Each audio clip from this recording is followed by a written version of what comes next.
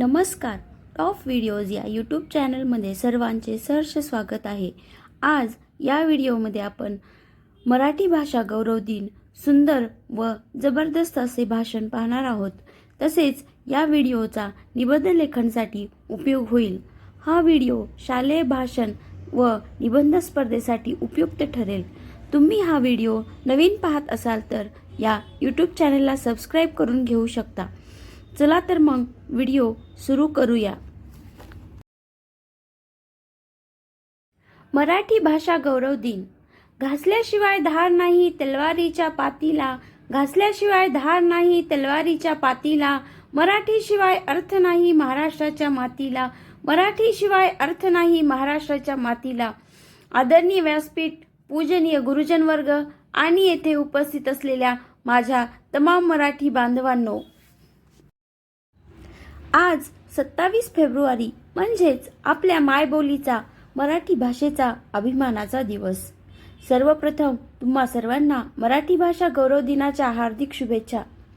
हा दिवस आपण महान कवी विष्णू वामन शिरवाडकर म्हणजेच कुसुमाग्रज यांच्या जन्मदिनानिमित्त साजर करतो. मराठी साहित्याच्या विश्वात कुसुमाग्रजांचे स्थान अजरामर आहे.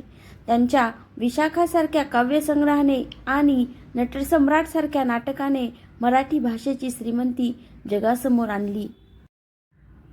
लाभले आम्हास भाग्य बोलतो मराठी, लाभले आम्हास भाग्य बोलतो मराठी, जहालो खरेच धन्य ऐकतो मराठी, जहालो खरेच धन्य ऐकतो मराठी.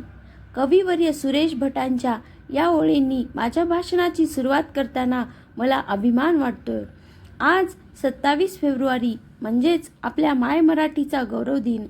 आजच्याच दिवशी साहित्याच्या सूर्य शिरवाडकर उर्फ कुसुमाग्रज यांचा जन्म झाला. आजच्याच दिवशी साहित्याचा सूर्य शिरवाडकर उर्फ कुसुमाग्रज यांचा जन्म झाला. त्यांच्या शब्दांनी मराठी साहित्याला जी उंची दिली तिचा सन्मान म्हणून आजचा दिवस आपण मराठी गौरव भाषा दिन म्हणून साजरा करतो. मराठी ही केवळ एक भाषा नाही तर ती आपली संस्कृती आहे, आपला संस्कार आहे. ही भाषा संत ज्ञानेश्वरांच्या पसायदानाने पावन झाली आहे, संत तुकारामांच्या अभंगांनी समृद्ध झाली आहे आणि छत्रपती शिवाजी महाराजांच्या हुंकाराने शिवकालीन पराक्रमाने तळपली आहे. मराठी ही केवळ एक भाषा नसून ती आपली संस्कृती आणि संस्कारांची ओळख आहे. संत ज्ञानेश्वरांच्या अमृताशी पैजा जिंकणाऱ्या ओव्यांपासून ते शिवरायांच्या पराक्रमाच्या गाथांपर्यंत मराठीचा वारसा अत्यंत प्राचीन आणि थोर आहे. मराठी ही फक्त एक भाषा नाही तर ती आपल्या संस्कृतीची, परंपरेची आणि ओळखीची शान आहे. संत ज्ञानेश्वर, तुकाराम, नामदेव यांसारख्या संतांनी मराठी भाषेतून समाज प्रबोधन केले. छत्रपती शिवाजी महाराजांच्या स्वराज्यात मराठीला राजभाषेचा मान मिळाला. त्यामुळे मराठी भाषा ही शौर्य, भक्ती आणि ज्ञान यांची साक्षीदार आहे. आजच्या आधुनिक युगात इंग्रजीचे महत्त्व वाढले असले तरी आपली मातृभाषा विसरून चालणार नाही. मराठी भाषा टिकवण्यासाठी आणि वाढवण्यासाठी आपण मराठीत वाचन, लेखन आणि संभाषण करणे आवश्यक आहे. सोशल मीडियावर, शाळेत, घरात सर्वत्र मराठीचा अभिमानाने वापर करूया. आज अनेक जण म्हणतात की मराठी मागे पडते का, इंग्रजीच्या स्पर्धेत आपण हारतोय का. पण मला सांगा, ज्या भाषेने नटसम्राट सारखं अजरामर नाटक दिलं, ज्या भाषेने विशाखासारखा काव्यसंग्रह दिला, ती भाषा कधीच मागे पडू शकत नाही. मराठी ही अमृताशी पैजा जिंकणारी भाषा आहे. पण केवळ वर्षातून एक दिवस गौरव करून चालणार नाही. जर आपल्याला खरोखरच मराठीचा सन्मान करायचा असेल तर आपण आपल्या दैनंदिन जीवनात मराठीचा वापर वाढवला पाहिजे. मराठीत बोलायला लाज वाटू देऊ नका. मराठी पुस्तके वाचा, विकत घ्या. आपल्या पुढील पिढीला मराठीची गोडी लावा.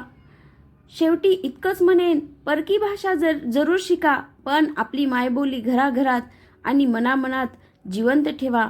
मराठीचा अभिमान हा फक्त व्हॉट्सअप स्टेटसला नको तर तो आपल्या आचरणात असायला हवा. जाता जाता कुसुमाग्रजांच्याच ओळी आठवतात. परकीयांच्या दास्यात ही भाषा कधी नव्हती अन भविष्यातही राहणार नाही. परकीयांच्या दास्यात ही भाषा कधी नव्हती आणि भविष्यातही राहणार नाही. जय जय महाराष्ट्र माझा गरजा महाराष्ट्र माझा, जय जय महाराष्ट्र माझा गरजा महाराष्ट्र माझा. हे गीत आपल्या मनात अभिमान निर्माण करते. चला तर मग आपण सर्वांनी मराठी भाषेचा सन्मान राखूया आणि तिचा गौरव वाढवूया. शेवटी एवढंच म्हणेन, माझी मराठी माझा अभिमान, माझी मराठी माझा अभिमान. शेवटी इतकंच म्हणावेसे वाटते. ज्ञानेश्वरांनी लिहिली ज्ञानेश्वरी, ज्ञानेश्वरांनी लिहिली ज्ञानेश्वरी, तुकारामांनी रचली गाथा, तुकारामांनी रचली गाथा. ज्ञानेश्वरांनी लिहिली ज्ञानेश्वरी, तुकारामांनी रचली गाथा. चला समृद्ध संपन्न करूया आपली मराठी भाषा, चला समृद्ध संपन्न करूया आपली मराठी भाषा, आपली मराठी भाषा. जय हिंद, जय महाराष्ट्र.